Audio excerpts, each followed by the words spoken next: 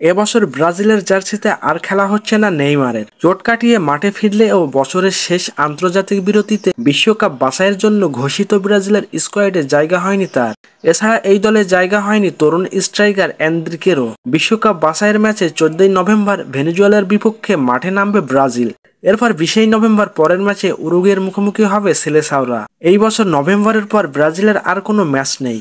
এক বছরের বেশি সময় দলের বাইরে থাকার পর এ মাসের আন্তর্জাতিক বিরতিতে জাতীয় দলে ফেরার কথা ছিল নেইমারের। এর আগে নেইমারের জন্য সবাইকে ধৈর্য ধরার কথাও বলেছিলেন কোচ দরিভাল জুনিয়র, কিন্তু সেই অপেক্ষায় এবছর আর শেষ হচ্ছে না। আপাতত নেইমারকে বাইরে রেখেই নিজের পরিকল্পনা সাজাচ্ছেন দরিভাল। নেইমারকে দলে না রাখা নিয়ে দরিভাল বলেছেন, নেইমারের সঙ্গে যা ঘটেছে আমরা সবকিছু কাছ থেকে অনুসরণ করছি।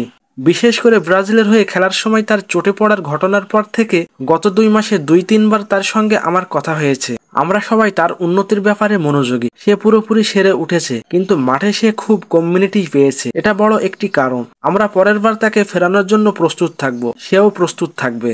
ভিডিওটি যদি ভালো লেগে থাকে তাহলে লাইক কমেন্ট করে জানাবেন আর চ্যানেলটি সাবস্ক্রাইব করতে ভুলবেন না।